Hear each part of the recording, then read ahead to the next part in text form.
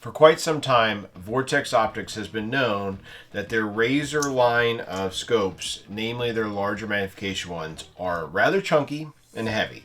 But that is about to change. And how is that going to change? With the all-new Gen 3 4 to 24 power by 44 scope, right? This is a Gen 3 Razor. This scope here being a 4 to 24 zoom ratio with a 44mm objective, so it's not like a 56 or a 50, but it still holds a 34mm tube, right? Now the overall length on here, I'll show you because it's probably best seen that way, is that it's, you know, it's a solid like half an inch on both sides shorter than the 4.5 to 27 Gen 2. And then of course, the big boy here, the 636, you'll notice that it's a full probably 2 inches shorter, and that's actually what it's spec'd at as well.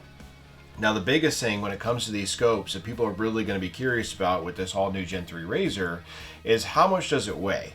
Well, this is 32 ounces, right? And this is 47 ounces, and this big boy that I actually ran at the Mammoth Sniper Challenge, this is 46 ounces, right? Of course, it has the additional stuff on here. Now, mount-wise and all that stuff, I've weighed these. They're relatively the same. But with that being said, that huge weight difference really brings this scope into a category where it can truly be used for multiple different disciplines, right? When we spoke to Vortex, I've known about this thing for about a year now at this point. When we spoke to them, they said they mainly designed this thing and had it in mind for people who maybe are into long-range hunting, NRL Hunter, or somebody who wants to put a higher end magnification scope on a gas gun. And that's also part of the reason why it has a slightly smaller objective than something like this one here. Now, in addition to that, by having the slightly smaller objective in 44 versus 50 or 56, it does help it decrease that weight, while you still get all the standard features of the Gen 3 Razor line of scopes. What's neat about this, and I've also noticed, that the overall field of view with this scope at 4 power and actually all the way up at 24 is better than what you get on this large 6 to 36 power scope. So that's absolutely fantastic. And even cooler than that is at 4 power on this scope, it has a better field of view at 4 than the Gen 3 1 to 10 Razor does on 1 power, right? So if you're somebody who wants to dial down that magnification, run it on a gas gun and use it for something more like close quarters, whatever it is, if you had to, it will work for that, right? Objective is smaller. Putting it on a certain mount will fit easier on a, you know, a straight Picatinny rail all the way across, versus like this scope right here in this mount, although a taller like 1.5, this doesn't fit on a gas gun. I have to get a special mount to fit it, right? But this one here, this will fit, and it's the exact same mount. So that's something to take note of that's really nice to see. Now, with that reduced weight, they didn't take anything ultimately out of this scope. Like optically, it looks identical to what the other Gen 3s look like, right? It's absolutely fantastic. These are made in Japan, so if you're unfamiliar with the Razor line of scopes, they are Japanese glass, right? So they have good stuff in that regard. Now, magnification wheel is very, very smooth. I mean, there's no grit nature in it whatsoever. It's very smooth in that regard. There is a ocular focus back here. So usually for me, it's all the way in. It's like every single scope I ever try, it's pretty much all the way in with very little, you know, adjustment. The scopes themselves, they do come with the Defender flip caps, which is standard for the Gen 3 Razors, because you don't get that with the Gen 2. So you get that. You get the throw lever that comes with it as well.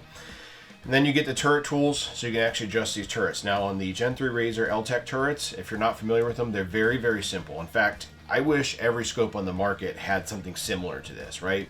Because all you have to do to zero these scopes is there's one set screw, you loosen it up just a little bit, just enough to kind of remove that tension, and then up here on the top, when you go to zero the scope, all you do is you just turn this little knob in here. Now that will turn when it's loose, it's not loose now.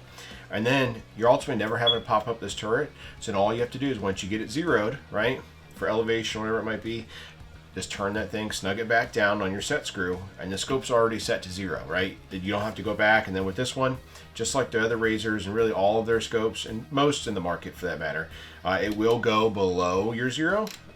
And this scope being MOA, it goes down 1 1/4. Now, they do offer this in MRAD and MOA.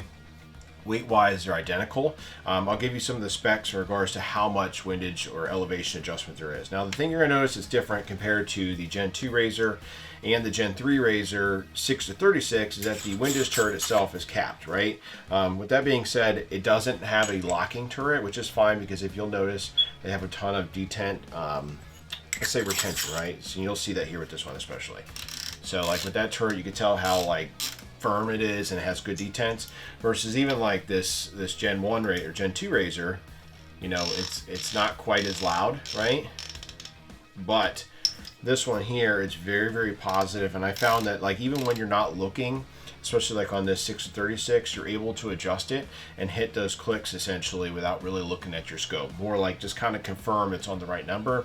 Now tracking wise, the Gen 2 razor, the Gen 3 razor, the Gen 1s, right?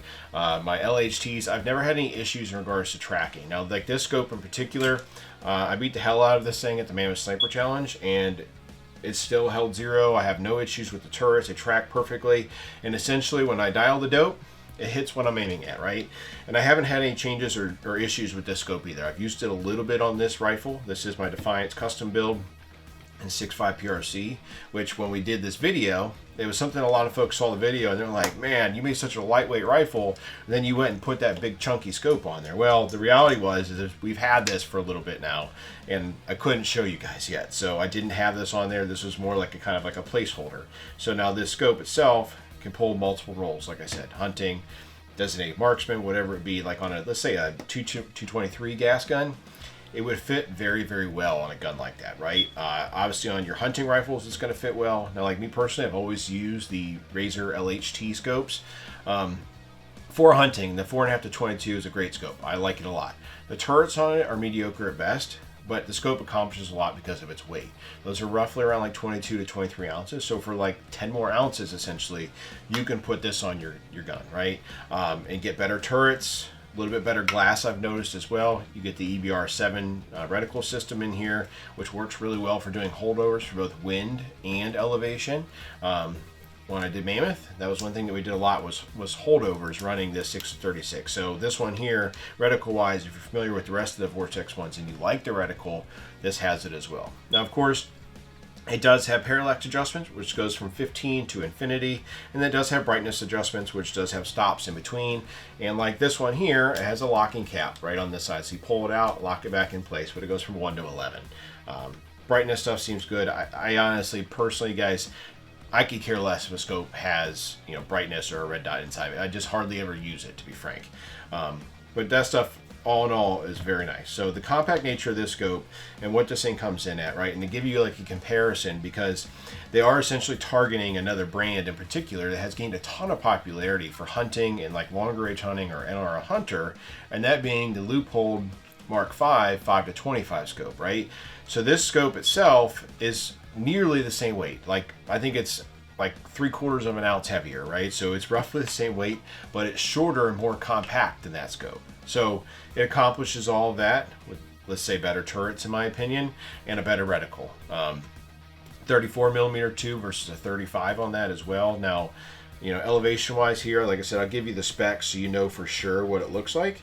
And with this one, you have on actual, let's say, elevation on this MOA scope, it's 158 MOA, right?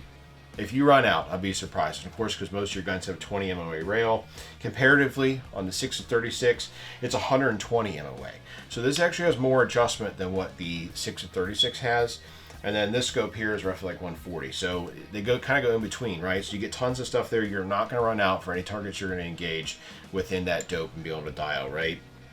And then the same thing goes for the MRAD. You have 46 MRAD if you use the MRAD variant. And then if you had this scope, this was 36. You actually gain 10 MRAD by going to the 4 to 24 power scope, right? So that's really nice to see. Now the field of view was something that I kind of made mention at the beginning of the video. Vortex touts it as best in class. I would have to probably test a bunch of different scopes in order to truly make that observation. I will tell you that at 4 power with this scope, unlike having this scope on this gun and this scope on this gun, at 4 power, I actually start to get like a little bit of shadow from the front end or fore end of my gun. Some folks might complain about that, but what you're actually gathering is more field of view. And the same thing goes when this thing's on 24, it's better than this scope is on a relatively similar zoom setting. So there's just tons of features packed into this scope. You obviously get the caps and all that stuff that I made mention of. You get Vortex's VIP warranty, which on the Razor line of scopes I've never used. I have used it on a pair of binos. It works fine, right? Of course, the best warranty is the type you don't need to use. Vortex builds the Razor series for competitors and serious shooters. To say that this scope, this thing is $2,800, to say this is for everybody, it most definitely is not. Do I think everybody should use this scope or something similar and the good glass and all that comes with it? Absolutely, right? But if you're into something a little cheaper, there's tons of options out there. This is a premium scope with a premium price tag. However, it's a lot cheaper than this scope, MSRP, right? And then this scope, it's relatively the same price, MSRP. So with that being said, Vortex optics, generally speaking, in the store, and after this video is released, maybe give it a few days, whatever it might be, and you usually see those MSRPs never really get touched in Vortex optics, right? They're kind of like a suggestion, and a lot of times they're a little bit cheaper, and especially if you're law enforcement, right? With the 40% off disc codes that there are for that, it's really hard to beat this optic for a police, let's say SWAT sniper that wants really great glass while not spending, let's say, zero comp prices, essentially, right? So really just great stuff from here. Guys, look forward to seeing more of this scope here on the channel. I just got it on this rifle. I've shot it a little bit. We'll have it on gas guns and stuff like that throughout the upcoming year. And especially more so than that, when we shoot the Mammoth Sniper Challenge here in May or at the end of April, I will be running this scope because it is a lot lighter than this big boy. So let us know what you think of the all-new Gen 3 Razor 4-24.